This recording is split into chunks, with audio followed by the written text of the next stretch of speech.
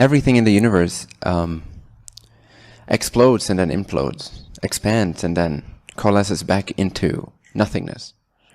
And very similarly, since we are inseparable from this universe, since we are inseparable from this existence, this cosmic, glorious celebration of infinity, we too experience those ebbs and flows, those expansions and implosions. So what is its purpose on a very human, spiritual level? What is its purpose? What is the purpose of having those peak experiences of expansion and flow and acceleration, and then suddenly, nothing seems to happen? Or you just don't feel as good, or you wonder where that flow went because you were doing everything right. You were effortlessly riding the waves, and then suddenly it just stopped being there.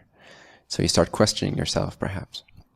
To this day, I experience those ebbs and flows.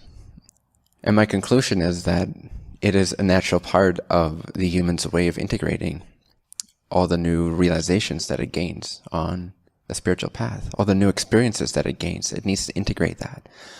And so those valley experiences, as I prefer to call them, rather than ups and downs, peaks and valleys, those valleys are integration periods. And when you recognize that you're hitting a valley experience, a valley period, as soon as you start recognizing that, you start calming down about it, you start to accept it, you start to see value in it and utilize it effectively rather than judge it or despise it or frustrate yourself about it. So you can just imagine this as an upward line that then dips in a little bit, plateaus, and then it goes up even further than the last peak, and then it dips a little bit again. But the third valley is higher than the first peak. Does that make sense? Right? And I think you've noticed that. Like if you look back upon your life 2 years ago, you would rather have your valley experience today than your peak experience then. At least that's the case for me. And I'm assuming for some of you that's the case too. You wouldn't want to be yourself 2 years ago in your peak experience. Would you really want to go back there? Even if you are experiencing sort of a hibernation period at present, maybe you are in the valley moment right now, even then, would you really want to go back 2 years to your peak experience then? Do you really want to be that person again? Would you really want to be at that stage again? Most likely not, I'm assuming. So this just keeps going up and up and up and up and up. But why doesn't it just go straight up, right? Eager human beings as we are, prone to self-judgment so easily. Why doesn't it just go straight up? Why does it have to make that little dip? I don't want to make that little dip. Let me transcend that little dip. Let me somehow figure out a way to not have that little dip. But again, if you look at anything in nature, anything expands and comes back into its source. And so when you have those peak experiences, they are usually the expansive experiences. They're usually the expansive period of your self-realization. They are the further awakening into more of yourself, more of your truth, more of your essence, more of your authentic self, more of your oneness self, more of your expression itself, your individual self, whatever it may be. There's many types of peak experiences. They can be very inward, or they can be very outward. They can be very peaceful, or they can be very ecstatic and blissful. And you feel like dancing, you feel like expressing, you feel like hugging everyone you meet. There's many kinds of peak experiences, depending on exactly what it is that is activated in you in that moment. However, it seems like the natural rhythm of life is to also have that integration period. So now you've expanded into a new vision, into a new view of yourself, a new understanding. And then at some point, it's like the body-mind wants to catch up with that. It wants to be able to integrate that, channel that more properly. It wants to be able to have its body aligned, its synapses, or how do you call these things in your brain? Rewired. It wants to catch up with your realization. It doesn't just want you to sort of like go into a spirit level where it cannot come with you. It wants to integrate that here. So you go to heaven, and then your body, mind, and your agreement to be human will bring you back down, in a sense, will bring you back down so that that can be anchored, so that can be rewired on this level, so that you can bring more and more of your expansion into everyday life, into relationships, into manifestation, into worldly affairs, into your business, into whatever it is. So in those valley experiences, just recognize that you are having one. Just recognize that suddenly this expansive flow seemed to stop or seemed to disappear from view. And first thing to do is to love yourself for that, to appreciate yourself for that, to appreciate the mechanism that entails, the reason why it's there, which is to integrate, to embody the expansive peak experiences that you've had just before that.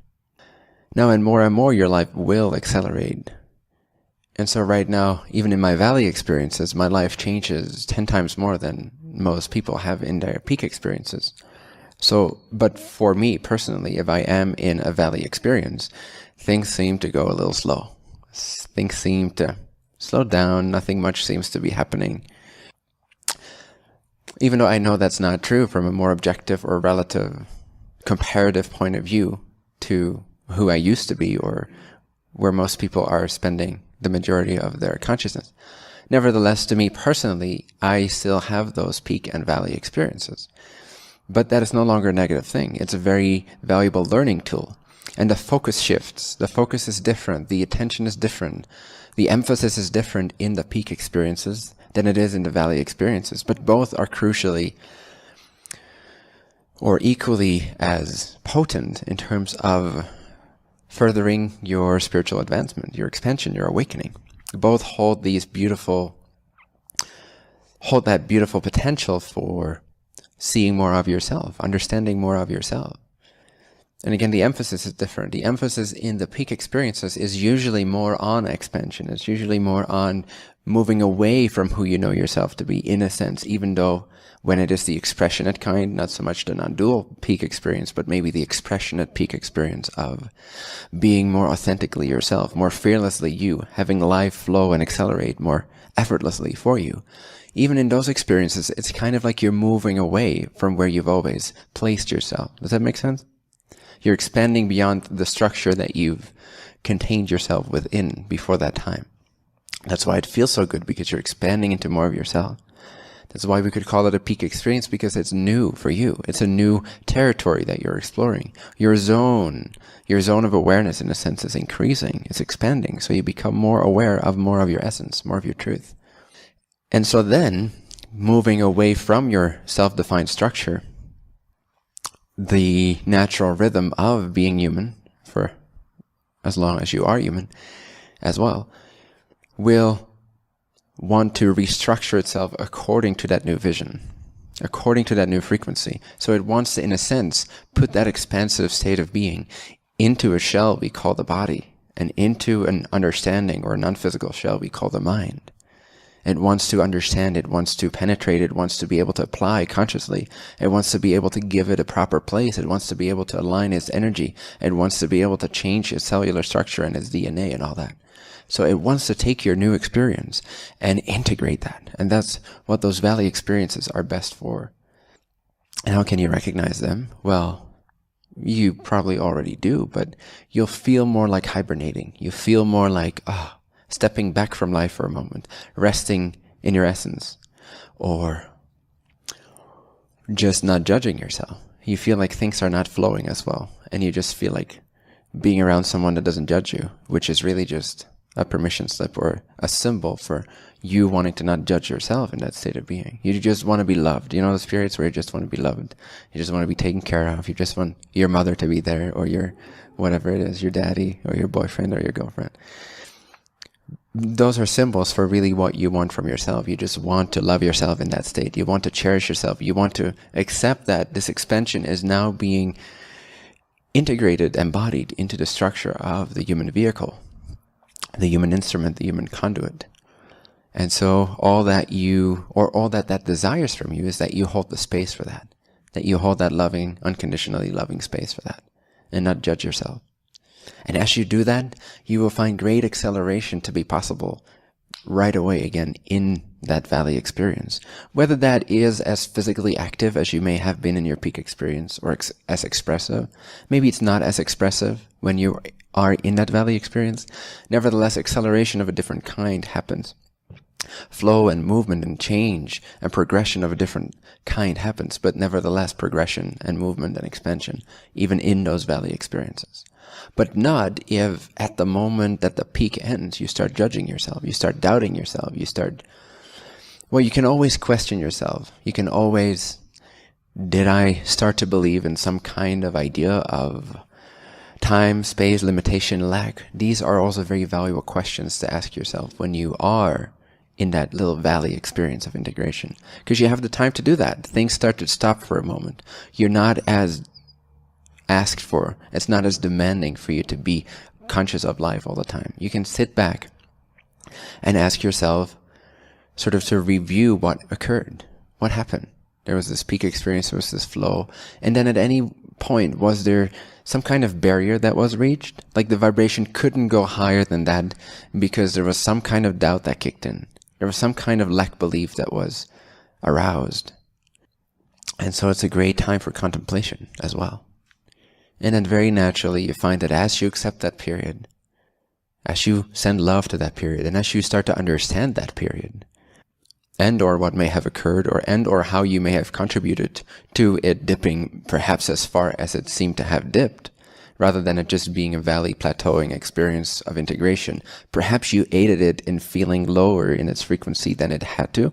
Again, this is not to judge yourself. This is just to gain greater understanding and to be happy with the fact that you did that to yourself. So now that you now have an opportunity to bring into clarity what exactly occurred. What is your tendency? What do you tend to do when you are expanding as fast as you are? When you are flowing as effortlessly as you are? Do you reach a point of doubt? Do you reach a point of, this is too much bliss?